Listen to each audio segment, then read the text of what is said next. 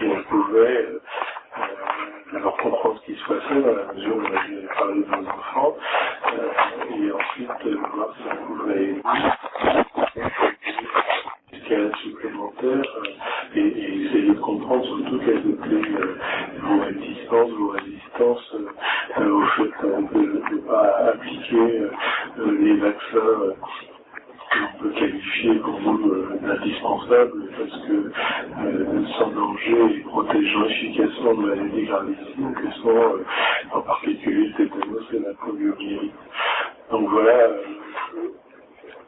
bon, nous on connaît pas l'histoire en détail, hein, on ne sait pas depuis quand tout ça a été escaladé. On a bien compris que il y a un conflit majeur avec les services santé de l'éducation nationale et l'éducation nationale, et à partir de là, bon, voilà, on était là pour échanger simplement. Oui, quand on parle de conflit avec l'éducation nationale et le ministère de l'éducation nationale, c'est parce qu'on a affaire à des personnes qui ne veulent pas reconnaître la situation. Parce que c'est pas un problème médical, pas un problème scientifique non plus, c'est un problème juridique. C'est-à-dire que ces 3 vaccins obligatoires, diphtérie, tétanos, poliomyélite, ne sont plus disponibles sur le marché seul depuis 3 ans. Donc aujourd'hui, les seuls vaccins qu'on nous a proposés jusque-là, peut-être pour les d'autres propositions, n'ont pas d'AMM pour la primo-vaccination. Donc on se retrouve dans une situation où, en cas d'effet indésirable, et comme vous dites, noté sans danger, il y a des accidents post-vaccinaux. Donc en cas d'accident post-vaccinal, il y a une possibilité de recours à l'État. C'est l'article 1111-9 du Code de la santé publique qui prévoit une possibilité d'indemnisation, à condition d'avoir fait uniquement vacciné avec les 3 valences obligatoires. Et que le produit a une AMM en France pour la primo-vaccination. Voilà le problème.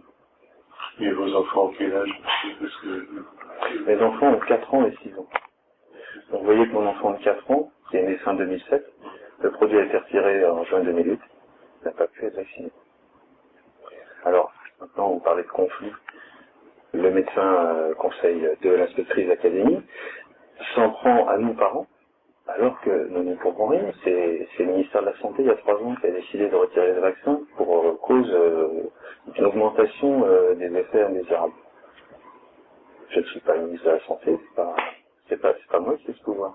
Donc on se retrouve dans une situation où nous sommes bloqués, qui nous obligerait à faire injecter nos enfants des vaccins obligatoires.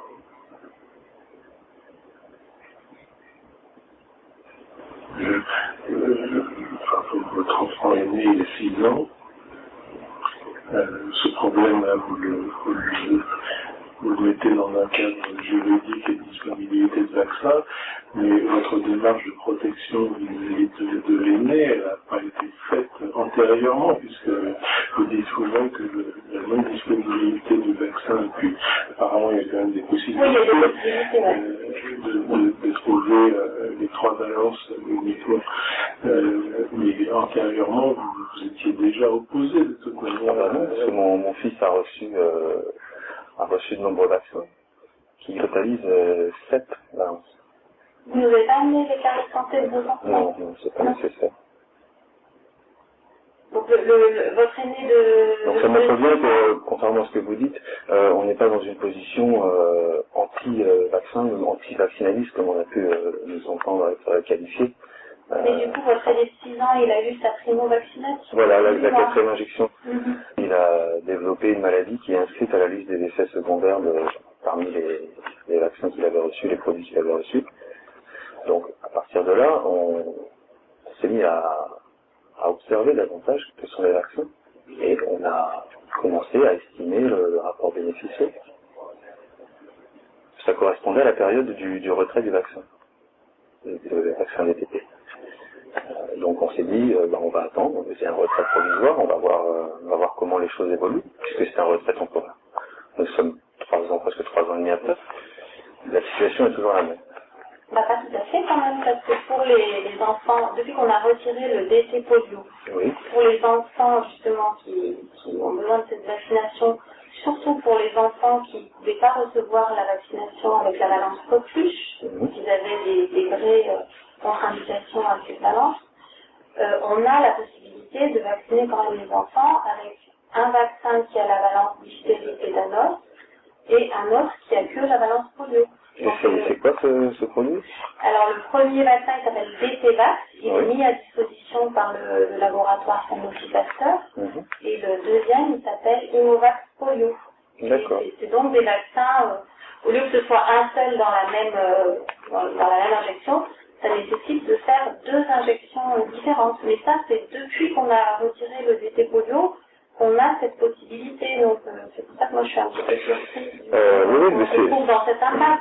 Sauf que c'est une possibilité qui mène à l'impasse quand il s'agit s'il y a des effets indésirables, il y aura impossibilité d'utiliser l'article 3111 du Code de la santé publique. Mais non, parce qu'ils ont une AMN pédiatrique, ces vaccins. Le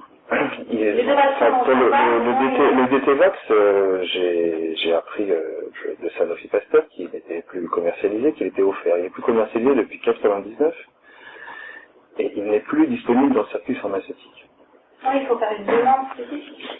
Donc, comme il n'y a pas d'AMN pour la primo-vaccination, on se retrouve dans l'impasse vis-à-vis de la possibilité de recours en cas d'effet indésirable. En plus, il contient des produits dangereux, qui sont reconnus comme toxiques. Il n'y a pas de produit qui permet de répondre à l'obligation sans perdre la garantie de l'État. C'est constitutionnel, ça. L'État oblige, l'État garantit. Sauf que depuis 3 ans, depuis qu'il n'y a plus le DTP seul, l'État ne peut plus garantir. C'est qui va prendre la responsabilité? Moi, je vais poser la question. Les conseillers sont-ils les payés?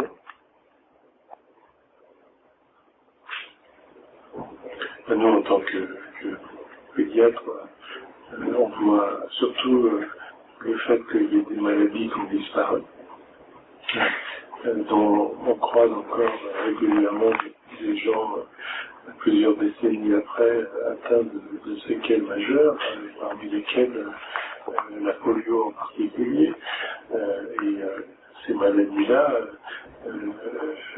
et la diphtérie, enfin surtout le tétanos, je veux dire, vos enfants, et surtout le deuxième, ils sont complètement exposés. Donc, c'est ça qu'on a du mal à comprendre, c'est que vous affichez en fait la nécessité de garantir une compensation financière en cas d'effet secondaire. Nous, on voit surtout que ces maladies pédiatriques, elles ont disparu par ce vaccin, que alors, peut-être qu'il y a quelque chose qu'on ignore, mais quand même l'immensité des vaccins réalisés ne débouche pas sur un risque important pour les enfants conçus, et sur le long terme, j'en sais rien, que les choses peuvent évoluer, mais je peux toujours parler de ça. Tant qu'on n'est pas victime, tout à fait, je comprends bien ce que vous dites. Alors, en revanche, quand on est victime, c'est du 100%. Rapport bénéfice-risque, on sait de quel côté il penche. J'ai rencontré une femme en fauteuil roulant, et elle me dit, je suis dans un fauteuil roulant suite à une vaccination. Le lendemain de l'injection, je me suis réveillé les jambes paralysées. Le médecin qui m'a fait le vaccin, c'est le vaccin contre la grippe saisonnière, m'a dit, comme vous êtes asthmatique, je considère que vous avez une fragilité, donc je vous recommande de vous vacciner contre la grippe saisonnière. L'avis d'autres médecins lui avait dit exactement au contraire. Il disait, vous êtes asthmatique, c'est justement là qu'il faut être prudent avec les vaccins, parce que ça peut avoir une influence néfaste sur votre santé. Donc mon fils étant asthmatique, c'est une inquiétude supplémentaire. Et quand vous avez en plus le témoignage de personnes, il y a de quoi être inquiet quand vous êtes parent d'un enfant comme ça.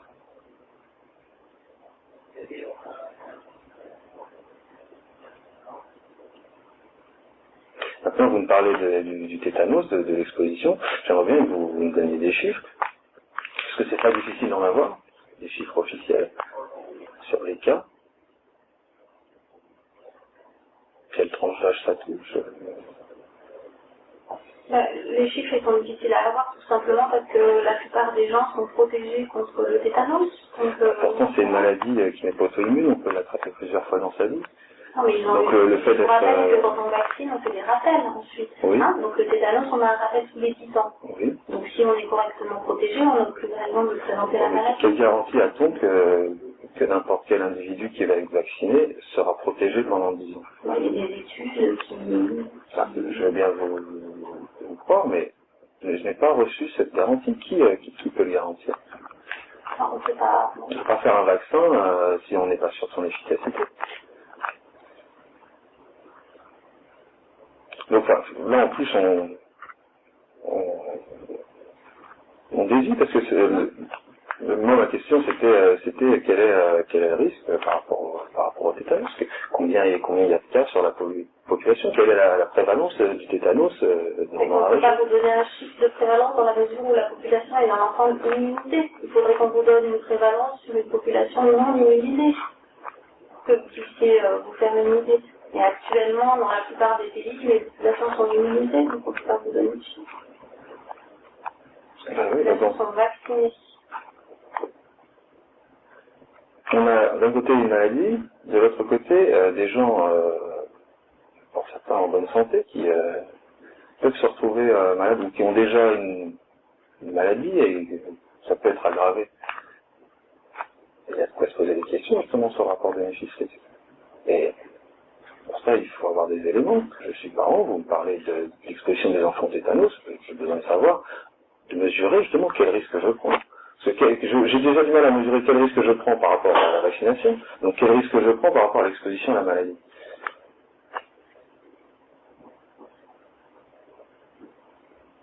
Nous, on voit ça plus sur le versant de ce que c'est qu'un patient en réanimation avec... c'est vrai que bien sûr, on ne faut pas l'acheter électrique, mais il y a plusieurs...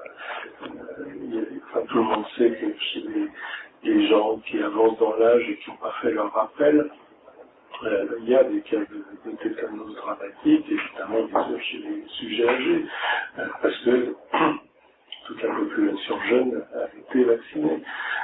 Et donc, nous, c'est par rapport à ce risque individuel absolument dramatique et par rapport à la conviction de l'inocuité d'un vaccin qu'on a vu se faire sur des dizaines de milliers d'enfants avec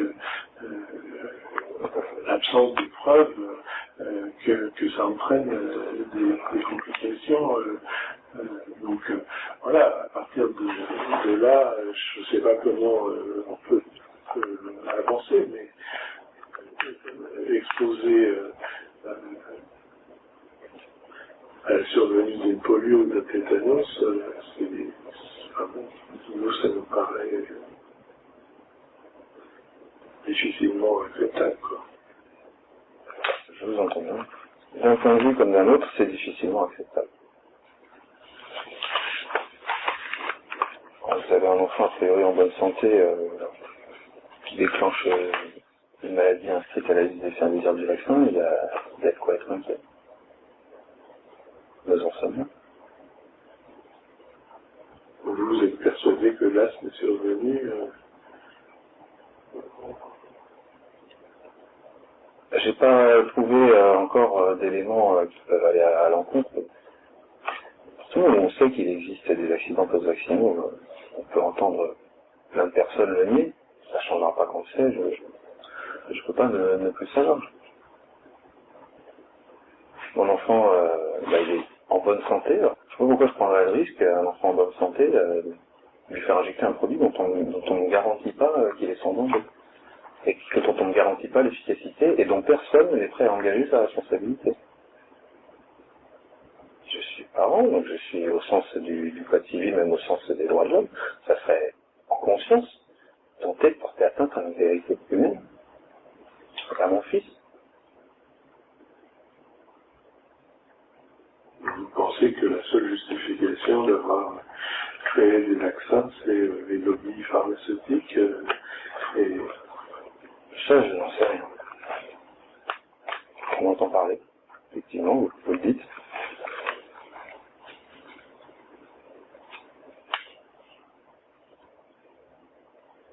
Non, je ne sais pas, mais nous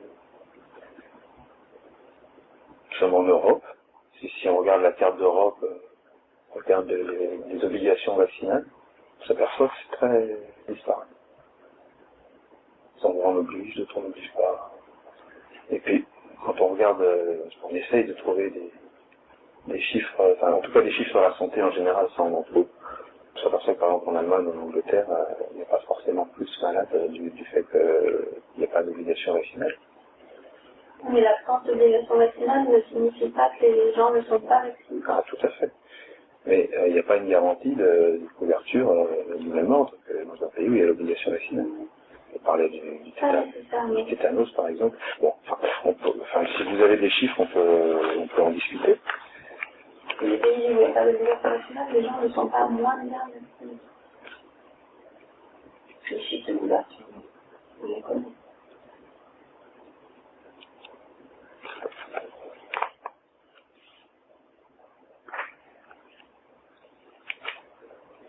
Dites-moi, là, je vous ai écouté, oui, je vous ai présenté le problème. Si vous avez des solutions à m'apporter, bon, je sais pas, peut-être pas dans l'instant. Je vais préparer une lettre. J'ai besoin d'informations.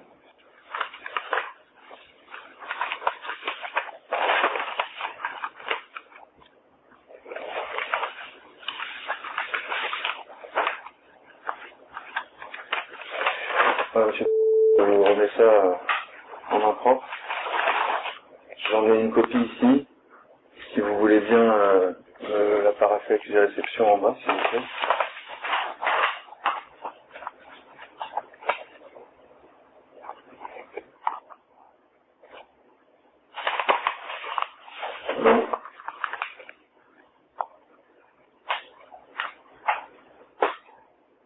Et vous l'avez préparé avant de nous rencontrer. C'est original. Oui, tout à fait. Ben, j'aurais modifié certaines mentions si j'avais eu un discours différent.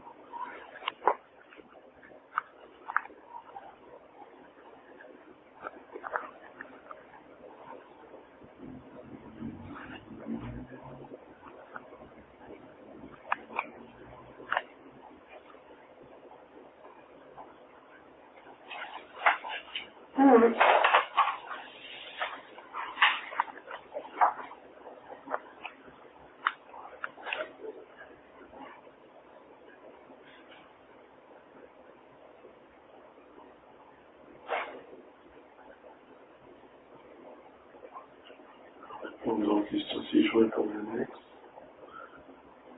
La durée de l'annexe, elle est Derrière la connexion.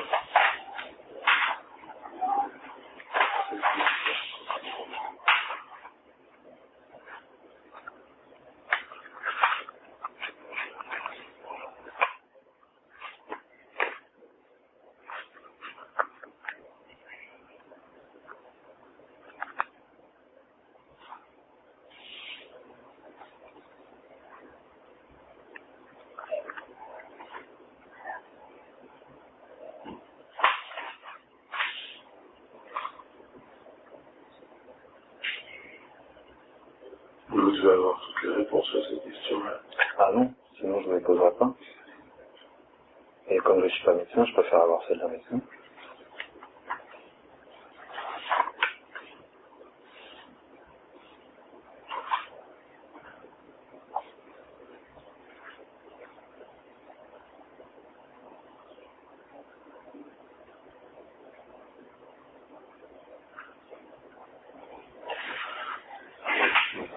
C'est un peu particulier par rapport à...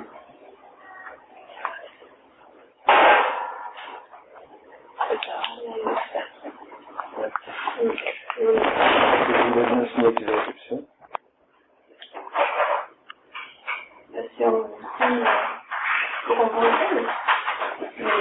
Si sinon vous avez reçu le code, on va faire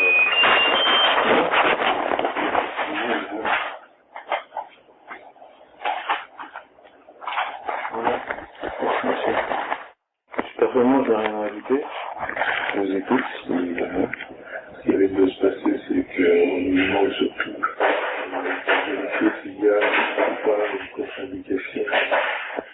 On reverra précisément les contre-indications et les risques, et puis on répondra à ceux qui nous solliciteront pour ça. Moi, je vous sollicite pour me répondre, vous m'avez sollicité pour venir m'informer. J'attends l'information.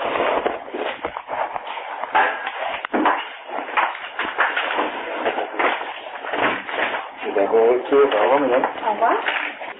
Au revoir, monsieur. Au revoir, madame.